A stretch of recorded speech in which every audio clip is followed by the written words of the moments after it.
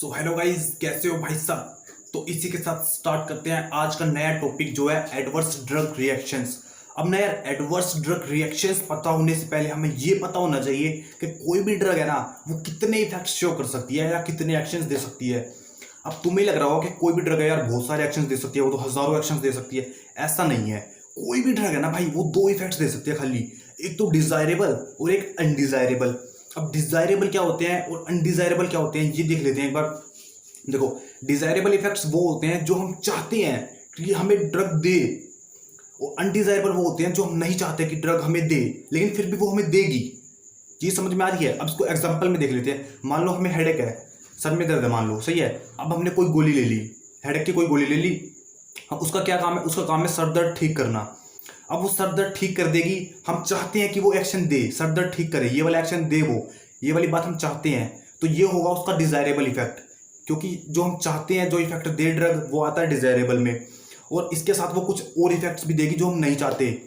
For example, ये मान लो headache तो ठीक कर देगी, जैसे वॉमिटिंग वाली फील आती है कई बार मेडिसिन खाने के बाद, कई बार लेजीनेस वाली फील आती है, भाई नींद से आ रही होती है थोड़ी थोड़ी। तो ये वो इफेक्ट्स हैं जो वो दे तो रही है, लेकिन हम नहीं चाहते कि वो ऐसा दे। हम सिर्फ इतना चाहते हैं कि वो हमारे हेडेक को ठीक करे हमारी बॉडी में जाने के बाद। लेकिन वो और भी इफेक्ट्स दे देती है ना जो हम नहीं चाहते, उसे हम अनडिजायरेबल इफेक्ट्स के अंदर इंक्लूड कर देते हैं। आई होप कि कंसेप्ट क्लियर हो गया होगा भाई। डिजायरेबल वो इफेक्ट्स जो हम चाहते हैं, अनडिजायरेबल वो इफेक्ट्स जो हम नहीं चाहते लेकिन ड्रग दे रही है। अब अनडिजायरेबल इफेक्ट्स के भी दो टाइप्स होते हैं। एक तो होते हैं साइड इफेक्ट्स और एक होते हैं एडवर्स इफेक्ट्स। एडवर्स इफेक्ट्स हमें पढ़ना है, साइड इफेक्ट्स को हम एक लाइन में देख लेते हैं। अब साइड इफेक्ट्स और एडवर्स इफेक्ट ना यार दोनों अलग है। अब बच्चे क्या करते हैं यार, इन्हें दोनों को ना एक में लिखाते हैं एग्जाम में, जो कि गलत है। अब साइड इफेक्ट्स क्या होते हैं? साइड इफेक्ट्स वो होते हैं जो ऐसे इफेक्ट्स, ऐसे अनडिजायरेबल इफेक्ट्स। अब साइड इफेक्ट्स और एडवर्स ड्रग इफेक्ट्स दोनों ही अनडिजायरेबल के अंदर आते हैं। पहले साइड इफेक्ट्स को देख लेते हैं।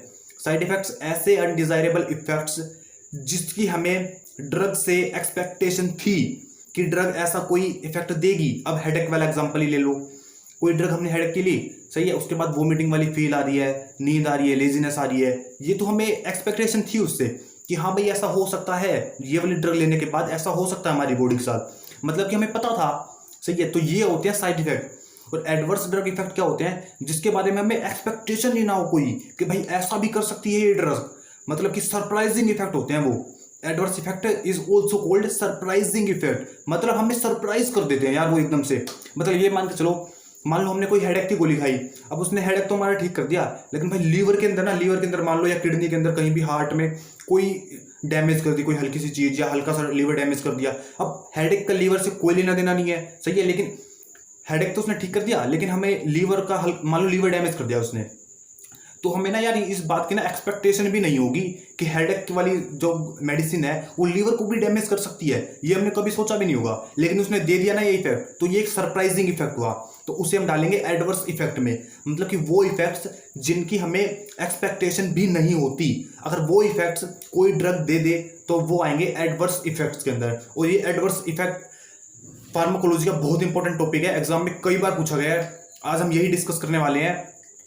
तो भाई जितना थ्योरेटिकल था वो मैंने बता दिया यहाँ पे, बाकी हम नोट्स के थ्रू देख लेते हैं, उससे अच्छे से समझ में आ जाएगा और ये पता चल जाएगा कि एग्जाम में लिख के कैसे आना। तो चलो यार नोट्स में चलते हैं। सो गाइज नोट्स में देख लेते हैं यार अब कि कैसे होते हैं ये सब। अब देखो, एडवर्स ड्रग रिएक्शन, सबसे पहले लिखो इसकी डेफिनेशन अगर एग्जाम में आ जाए तो। इट इज़ अनवांटेड इफेक्ट, मतलब कि हमें नहीं पता होता कि ऐसे कोई इफेक्ट्स हमारी बॉडी में होने वाले हैं लेकिन हो जाते हैं। It is also called surprising effect, मतलब ये इफेक्ट्स होने के बाद हमें सरप्राइज कर देते हैं। ऐसे ऐसे इफेक्ट्स होते हैं हमारी बॉडी में। अब इसके यार कुछ टाइप्स होते हैं, वो देख लेते हैं एक बार। Classification of adverse drug reactions या फिर adverse drug effects. Type A, type B, ऐसे बहुत सारे होते हैं। सीरियल वाइज हम देखते हैं। टाइप ए ऑगमेंटेड इफेक्ट भी बोलते हैं टाइप ए इफेक्ट को। ये क्या होते हैं? It is predictable and it can be minimize by using drug adjustment या फिर डोज एडजस्टमेंट। तो चीज़ समझो, प्रेडिक्टेबल का मतलब है कि हमें पता है, पहले से ही पता है। अब ये वाला इफेक्ट, एक टाइप ए ऐसा इफेक्ट है पूरे एडवर्स ड्रग में जिसका हमें पता होता है कि ये होने वाला हमारी बॉडी में, ये ड्रग लेंगे तो ये हो सकता है। इट इज़ प्रेडिक्टेबल, मतलब ये हमें पता है कि ये होगा ड्रग लेने के बाद। And it can be minimize by using the drug adjustment, और इस वाले इफेक्ट को ना कम किया जा सकता है ड्रग की डोज को कम ज़्यादा करके। चीज़ समझ में आ रही है। और इसके बाद में यार एग्जाम्पल लिखना बहुत ज़रूरी है। बच्चे एग्जाम्पल नहीं लिखते, सिर्फ डेफिनेशन लिख के आ जाते हैं एग्जाम में। एग्जाम्पल में यूँ नहीं है सारे लिखने हैं भाई, कम से कम एक दो नहीं तो यार एक तो लिखना ही लिखना है। अब इंसुलिन अगर हम ले रहे हैं तो हाइपोग्लाइसेमिया हमें होगा ही होगा, उसका साइड इफेक्ट, उसका एडवर्स इफेक्ट है ये। हेपेरिन ले रहे हैं तो स्पॉन्टेनियस ब्लीडिंग होगी। एस्पिरिन ले रहे हैं तो सिंपल सा एग्जांपल है, ये लिखाना है एग्जाम में। एस्पिरिन ले रहे हैं तो गैस्ट्रिक अल्सर होगा। एस्पिरिन सबको पता है कॉमन ड्रग है। गैस्ट्रिक अल्सर क्या होता है? गैस्ट्रिक मतलब पेट की बात हो रही है कुछ ना कुछ, तो पेट में अल्सर मतलब कि फोड़ा या फिर कह दो हल्का सा छेद हो जाता है कहीं, तो उसे अल्सर बोल देते हैं। गैस्ट्रिक अल्सर मतलब पेट में कुछ फोड़ा वगैरह हो जाता है अंदर एस्पिरिन लेने से, ये उसका एडवर्स इफेक्ट है।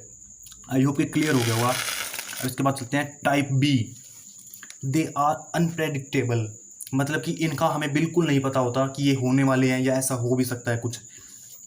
दे are unrelated from the drugs non pharmacological action, मतलब कि जो ड्रग के एक्शंस होते हैं ना, ये उनसे बिल्कुल रिलेट ही नहीं करते जो जिस टाइप के इफेक्ट होते हैं। They are not dose dependent, और इन वाले जो ये वाले इफेक्ट्स होते हैं ना, इसको हम डोज कम ज़्यादा करके, डोज की एडजस्टमेंट करके भी ख़त्म नहीं कर सकते। ये वाले इफेक्ट्स होंगे ही होंगे। इसके एग्जांपल लिख दो, स्टीवन जॉनसन सिंड्रोम और हिमोलिटिक एनीमिया। सिंपल है भाई, यहाँ तक समझ में आ गया हो आई होप। अब उसके बाद चलते हैं टाइप सी। टाइप सी में कंटिन्यूअस इफेक्ट। देखो नाम से पता चल रहा होगा कंटिन्यूअस इफेक्ट। ये वाले इफेक्ट ना यार वो होते हैं अगर हम किसी भी ड्रग को बहुत लंबे टाइम से खा रहे हैं, मतलब कंटिन्यूअस खा रहे हैं। जैसे अभी होता नहीं है भाई, कोई हमें बीमारी होगी, जैसे डायबिटीज़ होगी, उसकी ड्रग चले जा रही है 1 महीना 2 महीना 3 महीना, ड्रग लंबे टाइम तक चलती जा रही है, तो ये वाले इफेक्ट्स आते हैं। इसकी डेफिनेशन देख लो, this type of adverse drug reactions due to prolonged, मतलब कि लंबे टाइम तक, prolong treatment of any medical condition, मतलब किसी मेडिकल कंडीशन का अगर ट्रीटमेंट हो रहा है प्रोलोंग, मतलब कि बहुत लंबे टाइम से हम ड्रग खा रहे हैं, तो ये वाले इफेक्ट्स आते हैं। कंटिन्यूअस ड्रग खाने की वजह से ये वाले इफेक्ट्स आते हैं। इसका एग्जांपल देख लो, NSAID कोज नेप्रोटॉक्सिसिटी, एथेम्ब्यूटल कोज रेटिनोपैथी। रेटिनोपैथी क्या होता है? आंखों की रोशनी वगैरह चली जाती है यार इसमें। अगर हम एथेम्ब्यूटल, ये वाली ड्रग है ना, बहुत लंबे टाइम से खाए जा रहे हैं, तो हमारी आंखों की रोशनी पे इफेक्ट पड़ सकता है। अब इसके बाद आते हैं type D, delayed effect. Delayed effect क्या होते हैं? Adverse drug reactions will be delayed, मतलब कि इसके जो इफेक्ट्स हैं ना वो डिलेड हो जाते हैं, मतलब आगे के लिए चले जाते हैं, बहुत बाद में होते हैं। तो कैसे समझे इसको? कैसे समझो, it is also occur in the children of treated patients और in the patient themselves years after treatment. मतलब ये भाई कि अगर हमने कोई भी, हमारा ट्रीटमेंट चल रहा है किसी भी मेडिसिन के साथ, वो मेडिसिन हम खा रहे हैं, तो वो मेडिसिन खाने के बाद हमने मेडिसिन छोड़ भी दी, उसके भी बहुत ज़्यादा सालों बाद पता नहीं हमें हुए, या फिर ऐसा भी हो सकता है कई बार हमें कोई बीमारी हुई, हमने कुछ मेडिसिन खाई और उस मेडिसिन का इफेक्ट ना हमारी आने वाली जनरेशन पे हो रहा है, मतलब समझ रहे हो, हमारे बच्चों पे होगा उसका साइड इफेक्ट नहीं, एडवर्स इफेक्ट। मतलब हम कोई मेडिसिन खा रहे हैं, उसका एडवर्स इफेक्ट हमारे बच्चों पे होगा, मतलब कितना डिले हो गया।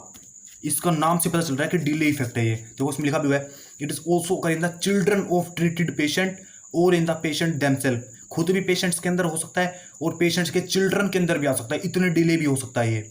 ईयर्स आफ्टर द ट्रीटमेंट, मतलब कि बहुत सालों बाद ट्रीटमेंट के। इसका एग्जाम्पल देख लो, second cancer is occur in the those patients who treated with the alkylating agent for Hodgkin disease. अब होडगिंग डिजीज ये एक, मान लो ये एक बीमारी है होडगिंग डिजीज, इसके अंदर अगर हम एल्काइलेटिंग ड्रग्स ले रहे हैं तो लंबे टाइम से, मतलब एल्काइलेटिंग ड्रग्स ले रहे हैं ना, तो उसका जो एडवर्स इफेक्ट क्या आएगा, हमें कैंसर हो जाएगा, सेकंड कैंसर हो जाएगा, लेकिन बहुत, मतलब कि बहुत सालों बाद, बहुत डिले। और कई बार तो हमें पता भी नहीं चलता कि भाई इस वाली ड्रग से ये इफेक्ट हुआ है, क्योंकि यार ये बहुत डिले होती है ना, बहुत सालों बाद होंगे, अब हमें याद भी नहीं रहता कि किसी टाइम पे हमने कोई मेडिसिन खाई थी, ये डॉक्टर ही बता सकते हैं यार। अब type E, end of treatment. Dooj adverse drug reactions या फिर adverse drug effects occur when a drug is stop suddenly, so also called withdrawal effect. मतलब ये मान लो हम कोई ड्रग खा रहे हैं भाई, अब मान लो हमें कोई बीमारी है, डॉक्टर ने कहा कि भाई ये वाली ड्रग है, ये तुम्हें ना अगले 1 महीने तक कंटिन्यूसली खानी है, सही है। अब हमने कंटिन्यूसली खाई, 1 महीना हो गया, 1 महीने के बाद हम मान लो ठीक भी हो गए और हमने वो ड्रग लेनी छोड़ दी। अब जैसे एकदम से हम ड्रग लेनी छोड़ देंगे ना, वो जैसे हम लिखा हुआ है स्टॉप सडनली, एकदम से सडनली अगर हमने ड्रग लेनी छोड़ दी तो ये वाले इफेक्ट्स आते हैं। एग्जाम्पल देख लो, angina caused because sudden stoppage of the beta blocker drug like atenolol. Atenolol एक बीटा ब्लोकर ड्रग है, अगर हम ये खा रहे हैं कुछ टाइम से और अगर हम एकदम से ये स्टॉप कर देना तो इसकी वजह से एंजाइना हो सकता है हमें। एंजाइना एक हार्ट डिजीज है, तुमने पहले पढ़ा होगा इसके बारे में। अब इसके बाद आता है हमारा नेक्स्ट आखिरी पॉइंट है इसका, टाइप एफ। टाइप एफ में क्या होता है, फेलियर ऑफ एफिकेसी, मतलब drug can not show their own response due to under dosing of medication. देखो इसको ना ऐसे समझो कि कोई ड्रग हम लंबे टाइम से खा रहे हैं, अब फेलियर ऑफ एफिकेसी का क्या मतलब है कि वो ड्रग ना इतने लंबे टाइम से हम खाए जा रहे हैं कि अब ना वो अपना एक्शन शो ही नहीं कर पा रही। अब इसका एग्जांपल ना अल्कोहल में लो। अब कई बंदे क्या होते हैं, बहुत लंबे टाइम से ना अल्कोहल कंज्यूम कर रहे होते हैं, अल्कोहल पी रहे होते हैं, मतलब कि ऐसे विस्की वाइन वोडका कुछ भी अल्कोहल पी रहे हैं बहुत लंबे टाइम से, सही है। तो अब बहुत सालों बाद क्या होता है कि उनकी बॉडी को ना हैबिट हो जाती है इस चीज़ की, अल्कोहल की। अब अगर तुम्हें उन्हें 1 पैक दोगे या 2 पैक दोगे ना तो उनकी बॉडी को पता भी नहीं चलेगा कि उन्होंने अल्कोहल ली है। अब अल्कोहल भी तो एक ड्रग है, मतलब कि 1 पैक अल्कोहल लेने के बाद या 2 पैक अल्कोहल लेने के बाद पता भी नहीं चलेगा, असर ही नहीं होता उसका, मेडिसिन का या अल्कोहल का। उसे बोलते हैं फेलियर ऑफ एफिकेसी, मतलब ड्रग का असर ही नहीं हो रहा बंदे पे। हम ड्रग दे रहे हैं, अगर अंडर डोजिंग दे रहे हैं, मतलब थोड़ी कम डोज में अगर ड्रग दे रहे हैं ना तो ड्रग कोई इफेक्ट ही नहीं शो कर रही। आई होप कि भाई कंसेप्ट तुम्हारा क्लियर हो गया होगा यार। एक ना कंसेप्ट क्लियर होना बहुत जरूरी है, फील आने वाली, अंदर से ना फील आनी चाहिए इस बात की कि भाई कंसेप्ट क्लियर हो गया, तभी स्वाद आता है यार पढ़ने का, सही है। तो भाई आज का टॉपिक यहीं ऐड करते हैं, इसके बाद फिर मिलेंगे अगले टॉपिक के साथ। हमारा अगला टॉपिक होने वाला है ड्रग इंटरेक्शन के बारे में।